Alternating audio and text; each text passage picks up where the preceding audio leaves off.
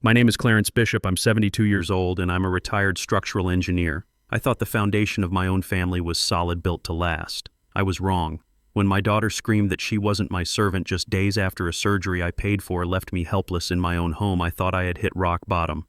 So I kicked her out. But what I discovered next, hidden in a steel box inside my own bedroom wall, revealed a betrayal so cold and calculated, it made her cruel words feel like a gentle whisper. If you think you know what happens next, trust me, you don't. Stick around to the end to hear the whole story. The first thing I remember from that time is the thirst. It was a deep, sandpaper on the tongue kind of thirst that seemed to suck all the moisture from the room. I was laid up in a hospital bed, one of those beige functional things they delivered, and set up right in the middle of my living room. My living room. It felt like an invasion. The familiar scent of lemon polish and old books was now overpowered by the sterile, antiseptic smell of rubbing alcohol and gauze. A dull, relentless throb radiated from my right knee, a constant reminder of the $60,000 titanium joint the surgeon had installed just 3 days prior. Every beat of the pain was a tick of a clock counting down my independence. My daughter Naomi was on the sofa maybe 10 feet away. The television was on some reality show where women with too much money and not enough sense screamed at each other over dinner. The sound grated on my nerves. I shifted in the bed, the crisp sheets crackling under my weight. The movement sent a fresh jolt of fire up my leg. I gritted my teeth. "Naomi," I said. My voice came out as a dry rasp, weaker than I intended. "Honey, could you get your old man a glass of water?" She didn't look away from the screen. She just sighed a long, exaggerated sound of pure annoyance. "In a minute, Dad. It's the finale." A minute. To a man with a desert in his throat, a minute feels like an eternity. I could see the pitcher of water on the bedside table just out of reach. It was a cruel joke, close enough to see the condensation trickling down its side, but as far away as the moon. Her husband Trevor was in the armchair scrolling through his phone. He glanced up not at me, but at Naomi with a look that was pure, unfiltered contempt. A look that said, "Your problem, not mine." He hadn't said more than 10 words to me since I got home from the hospital. I decided I couldn't wait. I was a man who had overseen the construction of skyscrapers that touched the clouds. I could certainly get myself a glass of water. I leaned, stretching my arm, my fingers straining for the handle of the pitcher. My muscles screamed in protest. The throb in my knee sharpened into a blade of white-hot agony. My fingers brushed against the cool plastic, then slipped. The pitcher wobbled, tipped, and crashed onto the hardwood floor. Water and ice cubes exploded across the polished oak my late wife Serafina had cherished so much. Naomi leaped up from the sofa, not out of concern, but out of anger. "Seriously, Dad, look at this mess," she snapped, grabbing a towel from the kitchen. Trevor didn't even look up from his phone. As she furiously mopped up the water, I just lay there, my throat still burning, a fresh wave of humiliation washing over me.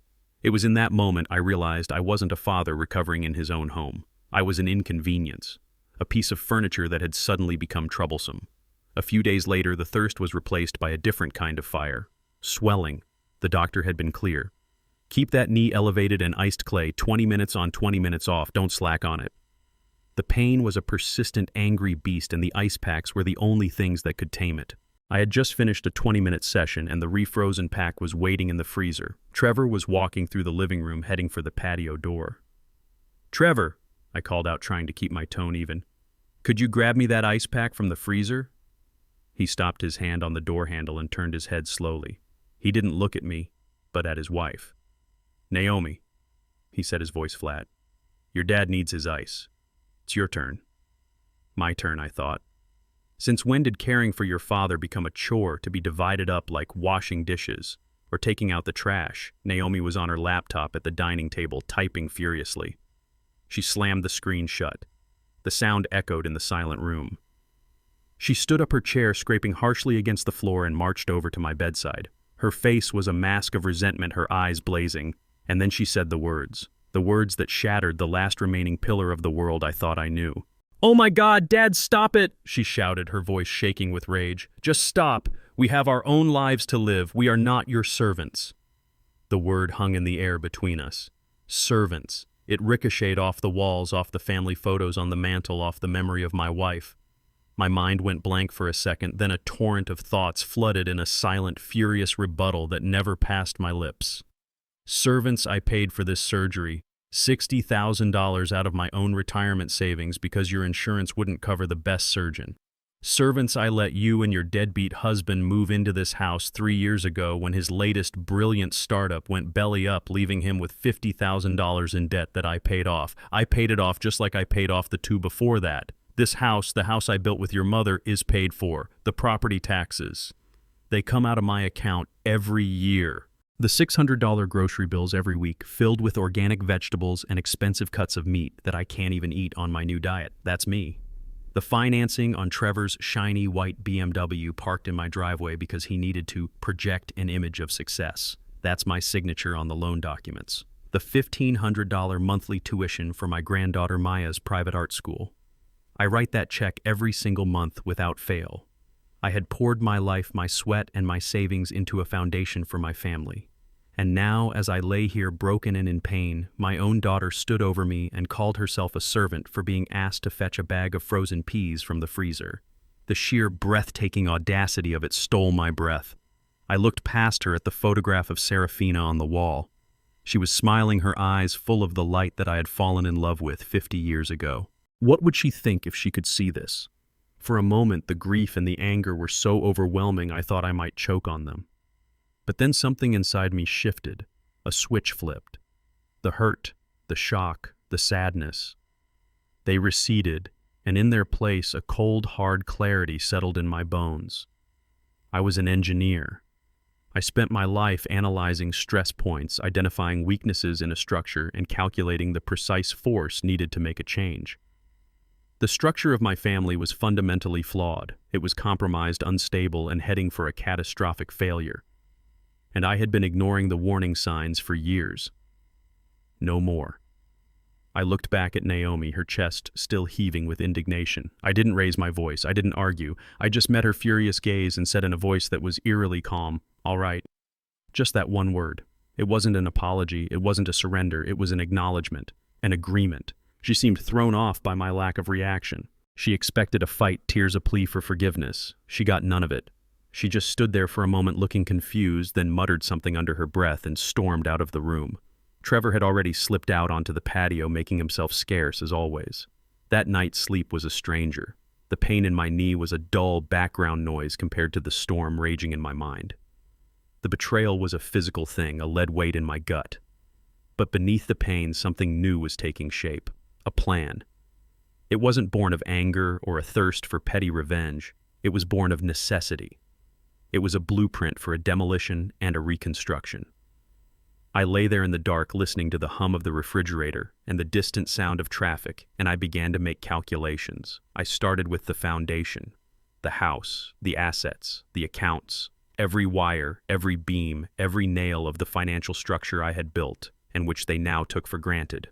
For years, I had allowed the load-bearing walls of respect and responsibility to be chipped away piece by piece until I was the only thing holding it all up. And now I was tired. I was done. The engineer in me knew what had to be done. You don't patch a crumbling foundation. You excavate. You expose the rot. And you build something new, something stronger on solid ground. My plan wouldn't be loud or explosive. It would be quiet, meticulous. And it would be final.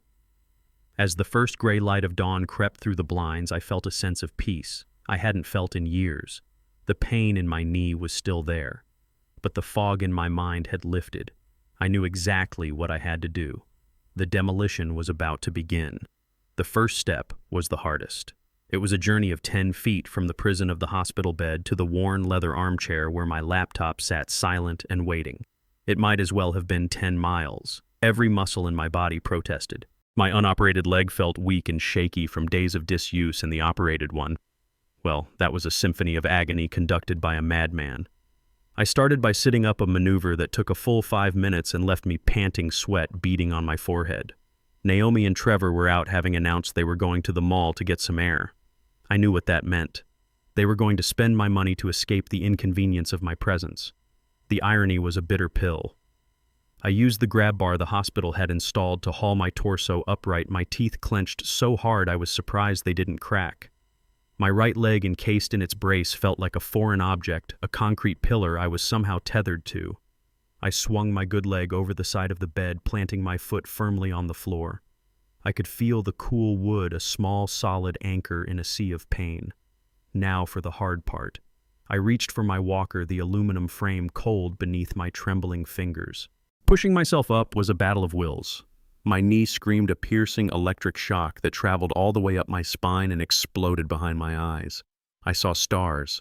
For a second, the room tilted and I thought I was going to pass out and end up back on the floor more helpless than before. But then I thought of Naomi's voice, dripping with contempt. "We are not your servants." That single phrase was a shot of adrenaline. It was fuel. Anger, I learned in that moment, is a powerful anesthetic. I pushed through the pain, my arms shaking until I was upright, swaying slightly, leaning heavily on the walker. Step by step, I shuffled across the living room. Each movement was a calculated risk, a test of balance and endurance. I focused on my breathing in and out the way they teach you in physical therapy. The 10 feet took an eternity. By the time I collapsed into the leather armchair, my robe was soaked with sweat and my entire body was trembling with exhaustion. But I had made it. I reached over, grabbed my laptop, and settled it on my lap. The soft glow of the screen illuminated my face in the dim room. Phase 1 was complete. I took a deep breath, my fingers hovering over the keyboard. I wasn't just logging into a computer. I was stepping through a doorway, and I had a sinking feeling I wasn't going to like what I found on the other side. My bank's homepage loaded a familiar splash of blue and white. I navigated to the account's summary page. There it was, the joint checking account, the one from which all the household bills were paid. The balance was lower than it should have been, but not alarmingly so. I clicked on the transaction history. I scrolled past the mortgage payment, the utilities, the property tax installment, all expected. Then the smaller things started to appear. Charges from high-end grocery stores I knew my doctor wouldn't approve of. Multiple purchases from Amazon day after day. A $50 charge at a gourmet ice cream parlor. A $200 charge at a fancy steakhouse downtown on a night they had told me they were eating leftovers. It was death by 1,000 cuts. Annoying, disrespectful, but not the smoking gun I was half expecting, half dreading. Then I opened the statement for the main credit card. The one linked to my primary savings, the one I had given Naomi, a supplementary card for emergencies only. My blood ran cold. The list of transactions scrolled on and on, a digital testament to their greed. It wasn't just a spending problem. It was a systematic plundering. My eyes scanned the list and certain lines seemed to jump off the screen, highlighted in neon red by my rising fury. St. Regis Resort Bali, charge $5,480. Bali. 6 months ago, they had told me they were driving down to Florida for a long weekend to visit Trevor's sick aunt. I remembered feeling a pang of guilt that I couldn't go with them. I'd even given them $500 in cash for gas and expenses. A sick aunt. The lie was so casual, so effortless. I could picture them laughing about it, sipping cocktails by an infinity pool overlooking the Indian Ocean paid for by my life savings. I kept scrolling, my heart pounding a heavy, sickening rhythm against my ribs. Another charge caught my eye. Aspire Photography Masterclass, charged $12,000. I almost laughed. It would have been funny if it weren't so pathetic. Trevor's photography career. It had started 2 years ago when he'd bought a second-hand camera and declared he was going to be a world-renowned landscape photographer. I had tried to be supportive, but in 2 years all he had produced were a few blurry pictures of squirrels in the backyard. $12,000 for a hobby, for a whim. That money was part of the fund Serafina and I had set aside for our grandchildren's college education. Now it was gone, vanished into one of Trevor's fantasies. The betrayal was so profound it felt like a physical blow. But the worst was yet to come. As I scrolled through months and months of statements, I started to notice a pattern, a recurring charge. Every month on the 15th, a transfer. Electronic funds transfer to Silver Lining Ventures, LLC. Amount $2,000. Silver Lining Ventures. The name meant nothing to me. It sounded vaguely optimistic, like something Trevor would dream up. For the past 3 years, without fail, $2,000 a month had been siphoned from my savings into this ghost company. I quickly opened a new tab and typed the name into the search bar. The results were sparse. A basic business registration in Delaware, a state known for its corporate secrecy. No website, no phone number, no list of services. It was a digital P.O. box, a black hole designed for one purpose: to make money disappear. I did the math in my head, my engineering mind clicking into gear despite the emotional turmoil. 36 months, $2,000 a month, $72,000. Gone. This wasn't frivolous spending anymore. This was calculated. This was a conspiracy. This was theft, plain and simple, executed with the cold precision of a planned demolition. I leaned back in the chair, the laptop feeling impossibly heavy on my legs. The physical pain in my knee was nothing now, completely eclipsed by the gaping wound that had just been torn open in my soul. They hadn't just been using me. They had been systematically draining me dry, all while smiling to my face. The question was no longer about their disrespect. The question was, what was their end game, and how much deeper did this rabbit hole go? Staring at the spreadsheet I had created, a neat grid of dates, vendors, and horrifying numbers, I knew my next step couldn't be emotional. It had to be tactical. My daughter and her husband had been operating with cold financial precision. I had to respond in kind. I minimized the browser window, my screen filled with their betrayals, and pulled up my contacts. My finger hovered over the name Imani Carter-esque. I had known Imani for over 20 years.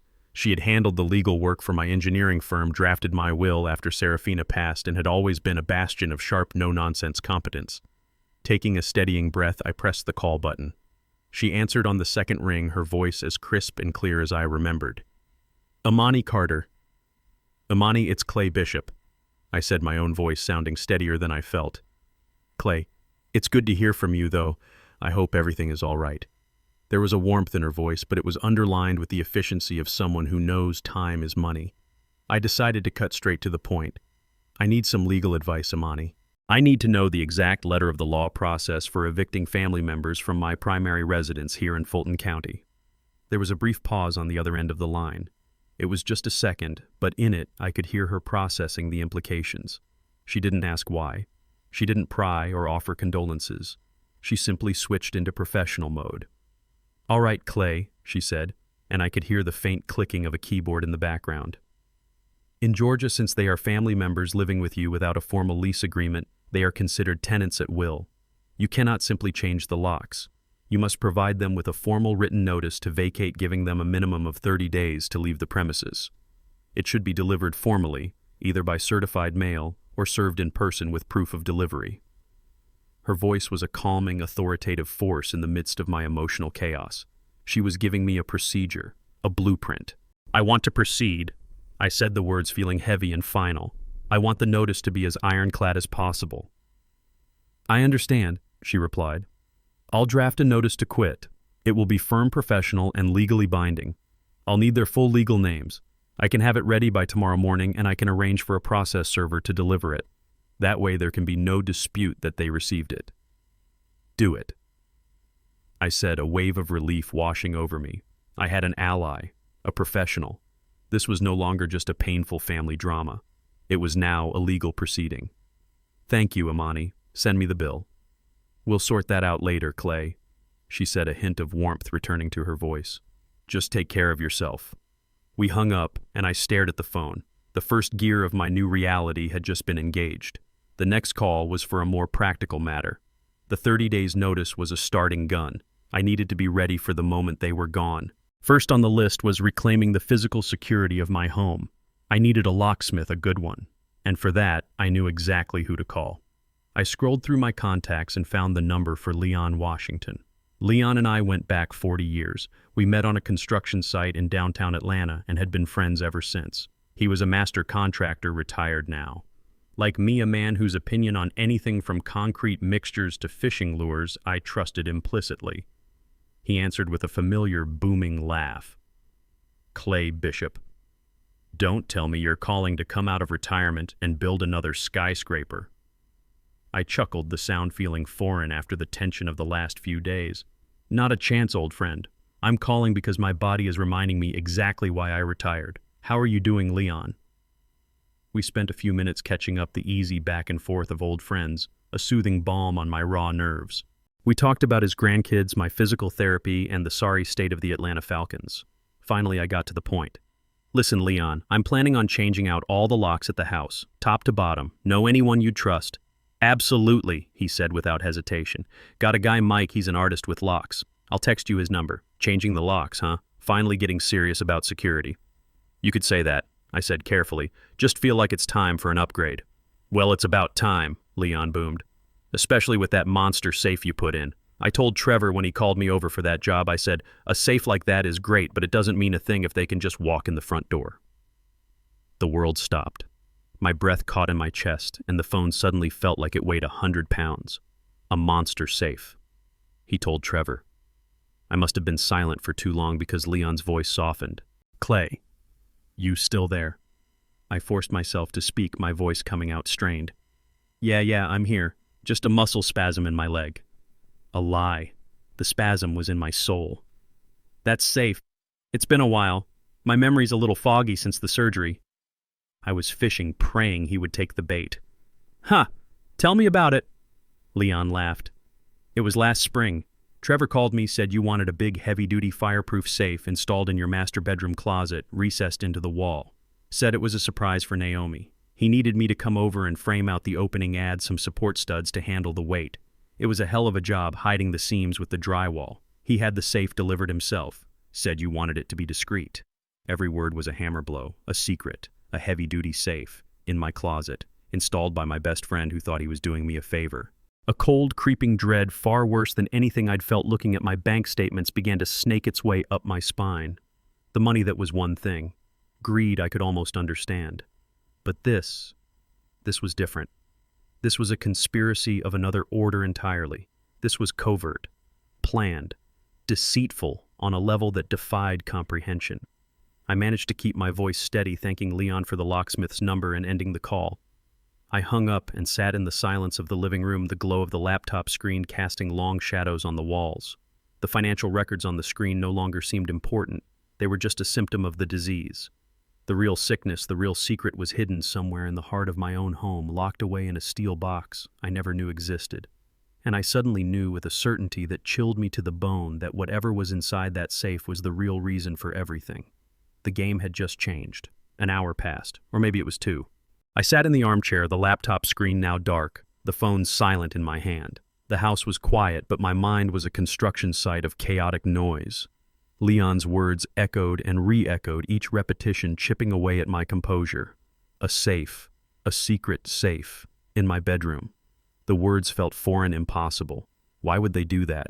What could they possibly need to hide from me in my own home? The financial theft was one thing, a crime of opportunity and greed. But this felt different. This was premeditated. This was an invasion.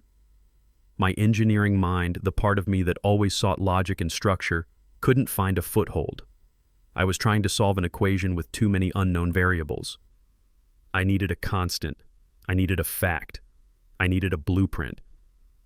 The thought struck me with the force of a physical blow. The blueprints. The original architectural drawings of the house. Serafina and I had spent nearly a year designing this place, poring over every detail, every angle, every light fixture. It was our masterpiece, a physical manifestation of our life together. The plans were in my old office in the basement, rolled up in a cardboard tube, untouched for decades. Getting to them would be a Herculean task, a journey down a flight of stairs that now seemed as treacherous as a mountain cliff. But I had to. I had to see the bones of this house. I had to see the structure as I had designed it before it had been corrupted by secrets. The journey down the stairs was a slow, agonizing descent.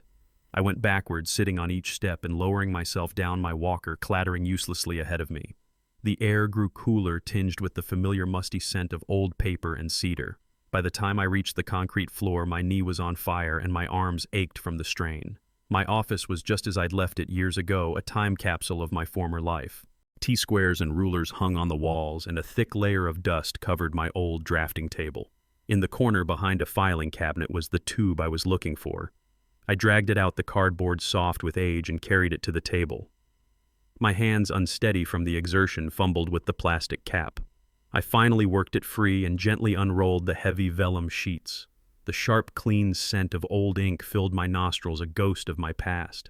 I smoothed out the crinkled edges, my fingers tracing the familiar lines. The foundation, the load-bearing walls, the electrical schematics. I had drawn every line myself. My eyes scanned the pages until I found it, sheet A4, first floor plan master suite. I stared at the drawing of our bedroom, the room I now shared with ghosts and secrets. And that's when the memory hit me. It wasn't a vague recollection. It was a vivid, sun-drenched scene from 30 years ago playing out right there on the dusty blueprint. Serafina was standing in this very spot, the house still just a skeleton of timber and studs around us. Her hair was tied back with a silk scarf, and there was a smudge of drywall dust on her cheek that I wanted to wipe away. She was pointing at the wall in our half-finished closet. "Right here, Clay," she had said, her voice full of a conspiratorial excitement that made me smile. "Behind where the shoe rack will go. We can build a little hidden compartment into the wall, just a small one." I remember laughing. "A secret compartment. What for, Fina, are you planning on becoming an international jewel thief in your spare time?" She had playfully slapped my arm. "Don't be silly, it's for my treasures." She told me about her grandmother's jewelry, the pearl necklace and the diamond earrings that were too precious to keep in a regular jewelry box. She wanted to keep them somewhere safe, somewhere secret, a place only we knew about. It wasn't just about security. It was about creating a secret, a small piece of the house that was ours and ours alone, a hidden heart inside our home. So I built it for her. I framed it myself, a perfect 30-inch by 20-inch cavity between the studs, lined it with cedar, and designed a seamless panel that looked like part of the wall. It was our secret. It was where she kept her pearls, her mother's wedding ring, and a small bundle of letters from our early courtship. After she passed, I had never opened it. I couldn't. It felt too sacred, too much a part of her. It was a time capsule of our love sealed and hidden away. I blinked, and the memory dissolved, leaving me alone again in the dusty silence of the basement. My gaze fell back to the blueprint, to the small, precise rectangle I had drawn inside the closet wall 30 years ago, marked with a small private symbol only Serafina and I would have understood. My heart began to pound, a slow, heavy drumbeat of dread. I pulled out my phone and looked at the text from Leon, his words still glowing on the screen. He needed me to come over and frame out the opening, add some support studs to handle the weight. I thought about his description of the location. "In your master bedroom closet recessed into the wall." My mind, the analytical engineering mind, began to overlay the two pieces of information. The image from my memory, the location from Leon's text. They weren't just similar. They weren't just close. They were identical. The spot where Leon had framed a space for Trevor's heavy-duty safe was the exact precise location of the secret compartment I had built for my wife. A wave of nausea washed over me. It couldn't be a coincidence. It was mathematically impossible. They hadn't just installed a safe. They must have found it. They must have found our secret. And they had violated it. They had broken into that sacred space, taken whatever was inside, and replaced it with their own steel box of secrets. The financial betrayal was one thing. This was a desecration. It was as if they had dug up her grave and robbed it. They had taken the one place in the world that was still hers, still ours, and they had claimed it for their own deceitful purposes. The cold clarity from the night before was gone, replaced by a white-hot rage that was so pure and so intense it almost made me dizzy. This was no longer about money. This was no longer about disrespect. This was about defending the memory of my wife. This was about reclaiming the soul of my home. My hand was shaking as I picked up my phone. I wasn't just evicting them anymore. I was going to war. And the first order of business was to find out what treasures they thought were valuable enough to hide in my wife's sacred space. 2 days after my call with Amani Carter, a fragile, unspoken truce had settled over the house. It was the kind of silence that is not peaceful but full of unsaid things, a quiet so loud it hurts your ears. Naomi and Trevor moved around me like I was a ghost at a feast, their conversations dropping to a whisper whenever I was near. They were punishing me with their silence, hoping to make me feel isolated, to make me crave their attention and apologize for whatever imaginary slight I had committed. They had no idea that their silence was the greatest gift they could have given me. It gave me space to think, to plan, to solidify my resolve. I was in my armchair reading a book, or pretending to. My knee was propped up on an ottoman, the throb of familiar, almost comforting rhythm now. It was just after 3 in the afternoon. The doorbell rang. Its chime cut through the tense quiet like a scalpel. Naomi let out an annoyed groan from the kitchen. Trevor called out, "I'll get it," with a put-upon air, as if answering the door to his own home was a great burden.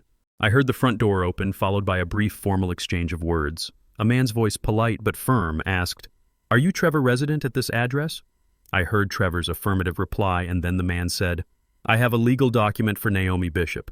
As you are an adult resident at the same address, I can leave it with you. Please ensure she receives it immediately." I heard the soft rustle of an envelope and then the click of the front door closing. The man was a process server, a neutral party in our domestic war, delivering the first official volley. It had begun. Trevor walked into the living room holding a large manila envelope as if it were contaminated. He had a puzzled look on his face. "Some guy just dropped this off for you," he said to Naomi, who had come out of the kitchen wiping her hands on a dish towel. "Said it was legal papers." Naomi took the envelope, her brow furrowed with curiosity. She tore it open, her movements casual, unconcerned. I watched her over the top of my book, my heart a steady, slow drum in my chest. She pulled out the sheaf of papers, her eyes scanning the first page. I saw the exact moment the words registered. Her casual posture stiffened. Her eyes widened, first in confusion and then in sheer, unadulterated disbelief. She looked up from the paper, her gaze locking onto me. A short, incredulous laugh escaped her lips. "Okay, very funny, Dad," she said, waving the papers at me. "What is this, some kind of sick joke?" Trevor walked over and looked over her shoulder. His face went pale. "Eviction notice," he whispered, the words catching in his throat. He snatched the papers from her hand and read them more closely. 30 days. What the hell is this, Clay? I slowly placed my bookmark in my novel and closed it, setting it carefully on the table beside me. I looked at them, at their faces contorted with a mixture of shock and outrage. "It is not a joke," I said, my voice even and calm. "It is a legal notice. It means that in 30 days your tenancy in my home will be terminated. You will need to find another place to live." The color drained from Naomi's face, then rushed back in a hot, furious wave. "You can't be serious!" She shrieked, her voice escalating with each word. "You're kicking us out. Your own daughter, your family. How could you do this to us?" Trevor chimed in, stepping forward, his voice a low growl.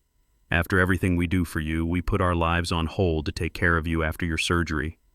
The hypocrisy was so staggering it was almost sublime. They had done nothing but treat me like a burden, and now they were painting themselves as selfless martyrs. When their anger didn't get the reaction they wanted, they switched tactics. The storm of rage subsided, replaced by a thick, cloying fog of manipulation. Naomi's eyes welled up with tears, her expression softening into one of deep theatrical concern. "Oh, Daddy," she said, her voice now a gentle, worried coo. She took a step towards me, her hands outstretched as if to comfort a sick child. "The surgery, the medication, it's all been so much for you. You're not thinking clearly. You're confused." She looked at Trevor, a silent plea for him to join the performance. He took his cue perfectly. He put a comforting arm around her shoulder and looked at me with an expression of profound disappointment. "Clay, let's just all take a breath here," he said, his tone reasonable, soothing. "We're family. Families don't do this. We don't serve each other with legal papers. We talk things out. Whatever is bothering you, we can fix it. You're just stressed out and not feeling yourself." They were trying to build a cage of concern around me to label me as infirm, senile, incompetent. They were trying to gaslight me into believing that my righteous anger was just the confused ramblings of a sick old man. It was a good performance. A few weeks ago it might have even worked, but I was not the same man I was before the surgery. I had seen the numbers on my bank statements. I knew about the secret safe in my wall. Their performance was no match for my cold, hard facts. I looked at Naomi's tear-streaked face. "My thinking is perfectly clear, Naomi," I said, my voice cutting through her act like glass. "I have never been more clear in my life." I then turned my gaze to Trevor, who was still playing the part of the peacemaker. "There is nothing to work out, Trevor," I stated, leaving no room for negotiation. "This is not a discussion. This is my house. The legal document you are holding is not a suggestion. It is a fact. It outlines your obligations and my rights." I let my words sink in, the finality of them sucking the air out of the room. "You have 30 days. I suggest you stop wasting your time with this performance and start packing."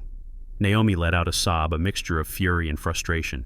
Trevor's jaw was clenched, the mask of concern having completely vanished, replaced by the ugly, resentful face I had seen so many times before. They stood there, speechless, defeated. The first shockwave had hit, and I knew with absolute certainty that they had no idea the earthquake was still to come.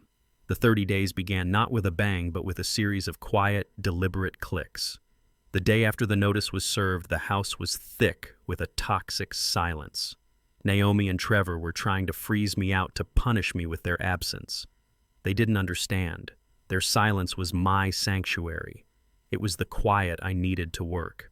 I sat in my leather armchair, my laptop open, my phone, and a notepad by my side. I had made a list. It was a list of all the financial and logistical ties that bound them to me, the intricate web of dependency they had woven over the years. My goal was simple: to snip every single thread one by one.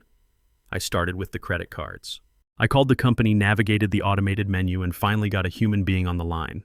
A pleasant-sounding woman named Brenda. "Yes, hello," I said, my voice calm and steady. "I'd like to report a supplementary card as lost. The cardholder's name is Naomi Bishop." Brenda was efficient.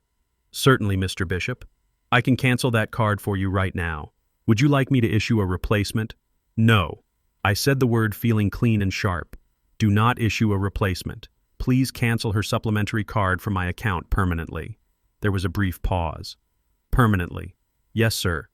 I have processed that for you. Is there anything else I can help you with today?" "No, Brenda," I replied. That was everything. I hung up. The first thread was cut. I drew a neat line through the first item on my list. The result of that 5-minute phone call was not long in coming. Later that afternoon, I heard Naomi's keys slam onto the kitchen counter. "My card was declined," she hissed to Trevor, her voice a furious whisper. "I was trying to buy groceries and it was declined. He must have done something." Trevor's response was a low murmur I couldn't quite hear. There was a frantic energy in their hushed conversation, the first sign of panic. A small, grim satisfaction settled in my chest. It wasn't joy. It was the feeling of a well-executed plan beginning to unfold. Next on my list was the internet. For 3 years, Trevor had used my high-speed fiber connection to power his endless business ventures and online gaming. I opened my web browser, logged into my internet provider's account, and found the Wi-Fi settings. My current password was Serafina1968, the year I married my wife. Seeing it there, used by them without a thought, felt like another small sacrilege. I deleted it. In its place, I typed a new password, a long, complex string of random letters and numbers that I copied down onto my notepad. I clicked Save Changes. The house's digital lifeline was now mine alone. An hour later, I heard Trevor's frustrated roar from the spare bedroom he used as an office. "The Wi-Fi is down, I can't connect." He spent the next 2 hours on the phone with customer service, his voice growing increasingly agitated as they repeatedly told him that from their end the signal was perfect. Day after day, I continued my quiet work.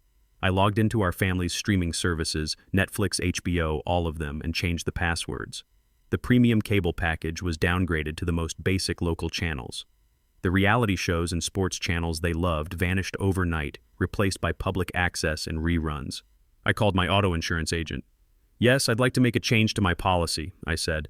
"I need to remove 2 drivers from my plan, Naomi Bishop and Trevor." The agent, a man I'd worked with for years, was silent for a moment. "Okay, Clay," he said gently. "That will certainly lower your premium." Each action was small, precise, and legal. I wasn't being cruel. I was simply reclaiming what was mine. I was turning off the spigot. Their world, once a luxurious ecosystem funded entirely by me, was slowly turning into a desert. Their frustration was palpable. It radiated through the walls. They went from ignoring me to glaring at me with open hostility. They were trapped in a gilded cage, and I was methodically taking away the gilding, leaving them with just the bars. It was about a week into this Cold War that the first crack appeared in their united front. I was sitting on the back porch trying to do my physical therapy exercises in the warm afternoon sun. The house was quiet. Naomi and Trevor had gone out another errand that was likely a strategy session on how to deal with me. The screen door creaked open and my granddaughter Maya stepped out. She was 15, a quiet, artistic soul with her mother's eyes, but I hoped her grandmother's heart. She held a sketchbook in her hands and stood there awkwardly for a moment, as if unsure if she was allowed to be there. "Hey, Grandpa," she said softly. "Hey, Sweet Pea," I replied, patting the chair beside me. "Come sit with your old grandpa for a minute." She hesitated, then walked over and sat down, placing her sketchbook on her lap. She didn't look at me, but at the sprawling oak tree in the backyard. We sat in silence for a while, just listening to the cicadas buzz in the late summer heat.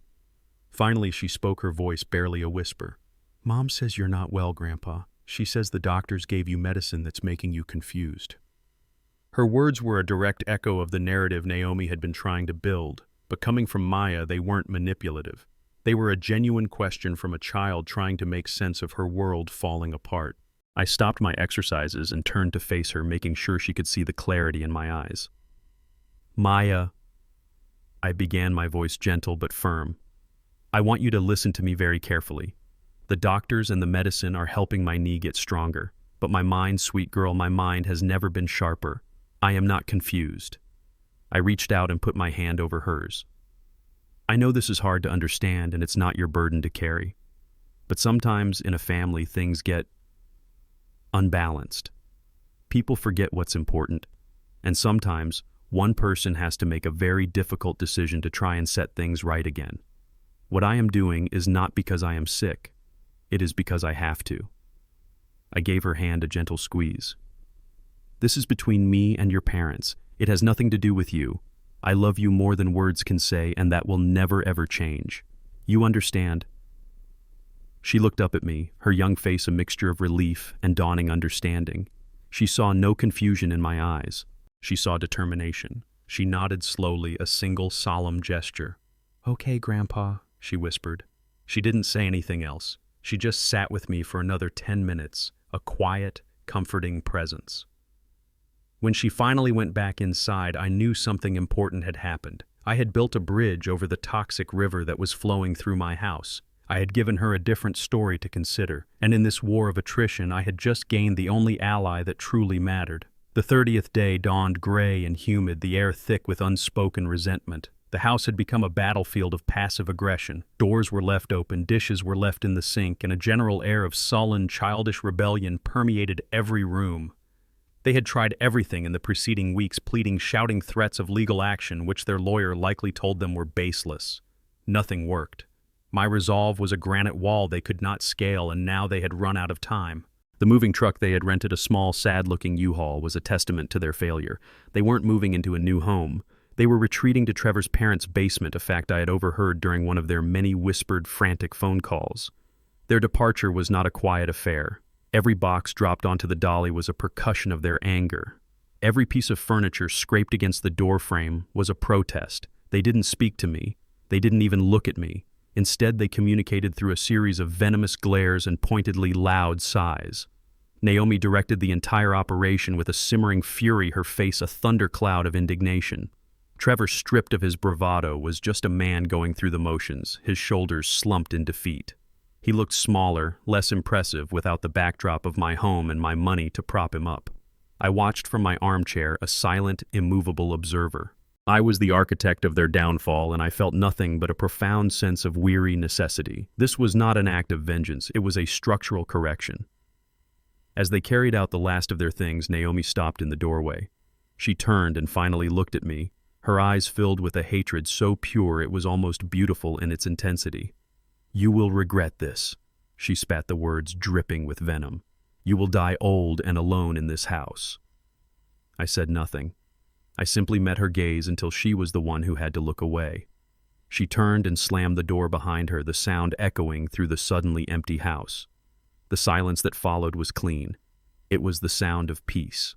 The U-Haul had barely turned the corner at the end of the street when another vehicle, a nondescript white van, pulled into my driveway. The doorbell rang precisely at noon, just as planned. 2 men stood on my porch. The first was Mike the locksmith Leon had recommended, a burly man with a kind smile. The second was a younger man, thin and wiry, with an intense focus in his eyes. He carried a heavy-duty canvas tool bag. He was the safe specialist.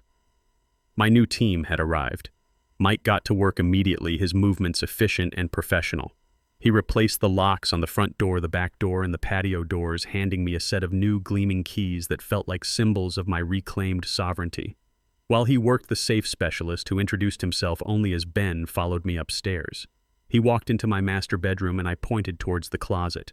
He assessed the wall, running his fingers over the seamless drywall. He nodded slowly, a small, appreciative smile on his face. Nice work, he said more to himself than to me. Whoever installed this knew what they were doing. So I've heard, I replied grimly. Ben unzipped his canvas bag, and the tools he laid out on the floor were not the crude instruments of a burglar. They were the precise tools of a surgeon, a high-powered variable speed drill, a series of long, thin metal rods I recognized as a borescope, and an array of complex-looking tension wrenches. The process began with a quiet intensity. Ben taped a small template to the drywall marking a precise point. I'm going to make a small hole first, he explained, his voice low and focused. Just big enough for the scope. I need to see what we're dealing with. The drill whirred to life, the sound surprisingly quiet, a high-pitched hum that set my teeth on edge. Dust puffed from the wall as the bit sank in. He then inserted the borescope, his eye pressed to the eyepiece, a faint light glowing from its tip. He was silent for a full minute, studying the internal mechanism. My own heart hammered against my ribs. What was in there? What secret was worth all this trouble? Okay, he finally said, pulling the scope out. It's a good one. Digital keypad, but with a high-security mechanical override. They paid for quality. He selected a different drill bit, a wicked-looking piece of cobalt steel. This is going to get louder, he warned. He was right. The sound of the cobalt bit biting into the safe's thick steel door was a piercing metallic scream. It was the sound of a secret being tortured, forced to give up its ghost.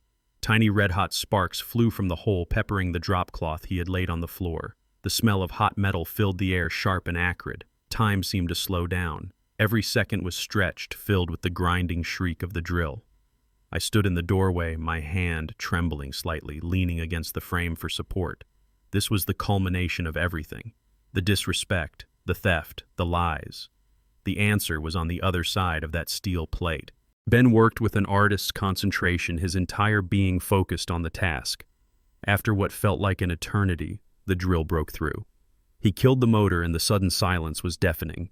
He inserted a long, thin tension tool into the hole he had made, and with a series of delicate, almost imperceptible twists, he began to manipulate the tumblers inside. Click. A soft metallic sound. My breath hitched. Click. Click. Another one. He worked with a surgeon's touch, his head cocked as if he were listening to a conversation I couldn't hear. Then with a final solid thud, something inside the mechanism gave way. Ben pulled his tools out and grasped the edge of the heavy steel door. He pulled. It swung open with a low, groaning complaint, revealing the dark, silent cavity within. My breath caught in my throat.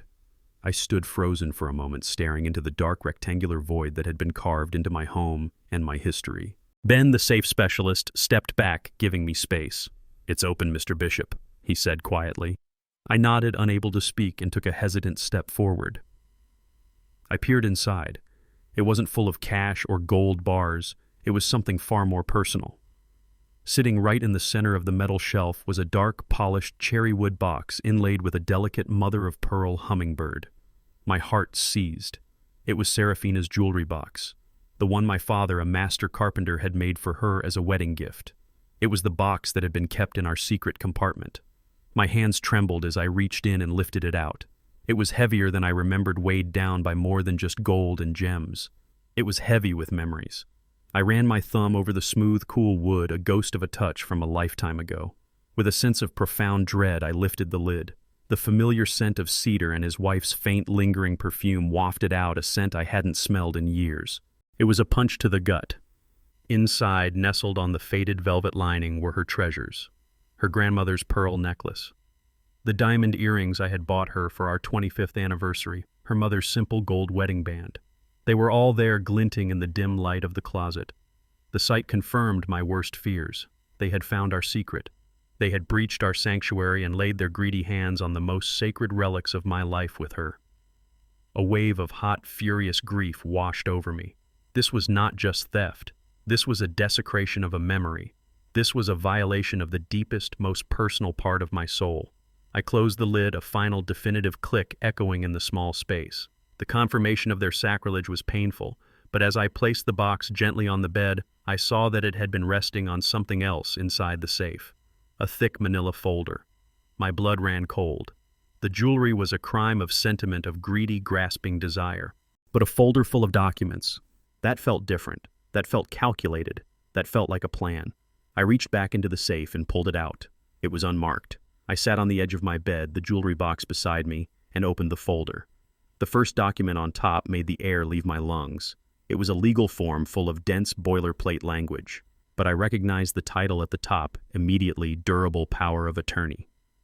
I scanned the text, my eyes jumping over the legal jargon. It granted the agent, my daughter Naomi Bishop, full and total control over all my assets, my property, and most chillingly, all my medical decisions. It gave her the power to sell my house, liquidate my stocks, and even the authority to decide whether or not to continue life-sustaining treatment.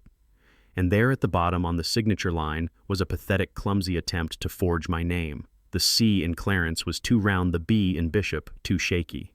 It was a child's imitation of a signature, a grotesque mockery of my own identity. They hadn't just been stealing from me. They had been preparing to legally erase me to become me, to gain the power to control my life and ultimately my death. I put the document down, my hand shaking with a mixture of rage and revulsion. What else was in here? I pulled out the next set of papers. It wasn't one document, but a stack of them held together with a paperclip. They were life insurance policies, not one policy. 3. The first was from Prudential for $500,000. The second was from MetLife for $750,000. The third, from a smaller firm I'd never heard of, was for another $500,000. And on each and every policy, the primary beneficiary was listed in cold black type: Naomi Bishop. Nearly $2 million. My life to my daughter was worth nearly $2 million. A cold, terrifying thought began to form in the back of my mind. The timing of it all, my recent surgery, the way they had complained about caring for me. Was it just about greed, or was it something more sinister? Were these policies just a contingency plan for my eventual death, or were they an incentive to expedite it? The thought was so monstrous, so unnatural, that I felt a wave of dizziness. My fingers, now numb, fumbled with the last document in the folder. It was different from the others. It was printed on thick, heavy vellum, the kind reserved for important legal papers. I recognized the embossed seal of my lawyer's office in the corner. I didn't need to read it to know what it was. It was my last will and testament, the real one.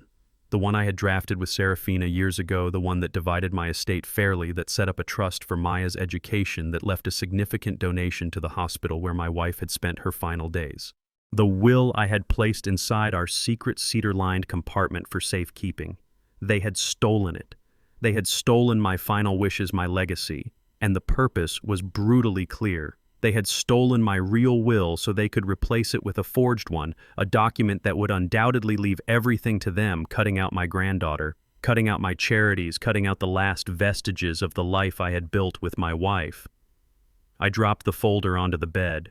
The papers spilled out: the jewelry box, the forged power of attorney, the life insurance policies, the stolen will. It was all there. A complete kit for the methodical hijacking of a man's life and legacy. The shock I had felt was now crystallizing into something else entirely. A cold, hard, and absolute certainty. This was not a family dispute. This was a crime scene. I was not looking at the actions of a greedy daughter and a lazy son-in-law. I was looking at the cold, hard evidence of a conspiracy, a dark and twisted plot that went far beyond mere theft. My grief and anger were now forged into a single sharp point of purpose. This was no longer about teaching them a lesson. This was about justice, and I was holding all the evidence I needed to become its swift and terrible instrument. I sat in my leather armchair, the house now truly my own. The new keys were on the coffee table next to the manila folder that held the evidence of my daughter's profound betrayal. The silence in the room was absolute, a clean slate. My lawyer, Amani Carter, was on the phone, her voice a calm, professional presence in my ear. "Are you ready, Clay?" she asked. I took a deep, steadying breath. "I'm ready." I put the phone on speaker and placed it on the table. Then, with a finger that did not tremble, I dialed Naomi's number. It rang 3 times before she picked up, her voice sharp and wary. "What do you want?" she snapped. I did not raise my voice. I did not match her anger. I spoke with the calm, quiet precision of an engineer reading a structural analysis report. "Naomi," I began, "I'm calling to inform you that I have opened the safe you and Trevor installed in my bedroom closet." A dead, ringing silence met my words. I could hear her sharp intake of breath, the sound of her world beginning to tilt on its axis. I continued, letting each statement land with its full, devastating weight. I found your mother's jewelry box. All of her pieces are here safe with me now. I paused. The silence on her end was so complete I could hear the faint static of the connection. I also found the durable power of attorney document you had prepared, the one with my forged signature at the bottom. A small, choked sound like a strangled sob came through the speaker. And then I found the life insurance policies, Naomi. All three of them, nearly $2 million worth. It seems you placed a very high value on my death. I let that hang in the air for a moment longer. And finally, I said, my voice dropping to an almost conversational tone, I found my original will, the one I wrote with your mother, the one you stole from our secret place. The silence that followed was different. It was the sound of utter and complete ruin. There were no more lies to tell, no more manipulations to perform. There was only the ugly, undeniable truth laid bare in a single phone call. After a moment, Amani Carter's voice cut through the silence, as sharp and as final as a judge's gavel. "Ms. Bishop," she said, her tone leaving no room for argument. "This is Amani Carter, counsel for Clarence Bishop. Given the discovery of these documents, which strongly suggest evidence of multiple felonies including grand theft, forgery, and conspiracy to commit insurance fraud, I am legally obligated to advise my client to turn this matter over to the Fulton County District Attorney's Office. From this moment forward, you are to have no direct contact with my client. Any and all future communication must be conducted through your legal counsel. Do you understand?" A faint, broken whisper came from the other end. "Yes." "Good," Amani said. I reached over and ended the call. The click of the phone disconnecting was the loudest sound I had ever heard. And then there was peace. The heavy, toxic atmosphere that had choked this house for years was gone, purged in that final cleansing fire. The air felt lighter. I could breathe again. I leaned my head back, the worn leather of the armchair cool against my skin, and closed my eyes. The house was quiet. It was the quiet Serafina and I had cherished, the quiet of a Sunday morning with the newspaper and a cup of coffee. My gaze drifted to the fireplace mantel, to the silver-framed photograph of her that had sat there for a decade. Her smile seemed to reach me across the years, her eyes full of the light I had never forgotten. "I've set our house in order, my love," I whispered to the quiet room. "It's clean again. It's ours again." A profound sense of closure settled over me, a weight lifting from my soul that I hadn't even realized I was carrying. Just then, a soft buzz vibrated on the coffee table. My phone. A new text message had arrived. I picked it up, expecting it to be Amani with a follow-up, but it wasn't. The message was from a number I knew by heart. It was from Maya. My eyes scanned the words on the screen, and for the first time in a very long time, a genuine, unburdened smile spread across my face. The message was short, just a few simple words, but they were the blueprint for a new beginning. They were the foundation for something that could be rebuilt, this time with honesty and love. "Grandpa," she had written, "can I come over? Just me." This experience, as painful as it was, taught me a fundamental truth. Respect is the foundation of love, and a foundation that is not maintained will inevitably crumble. I learned that kindness without boundaries is not a virtue. It is an invitation for exploitation. For years, I confused my financial support with paternal love, allowing my own home to become a place where I was tolerated rather than cherished. True strength isn't found in endless sacrifice, but in having the courage to protect your own peace and dignity, even if it means dismantling the life you thought you had to build a new one on solid ground. What would you have done if you discovered a secret like this in your own home?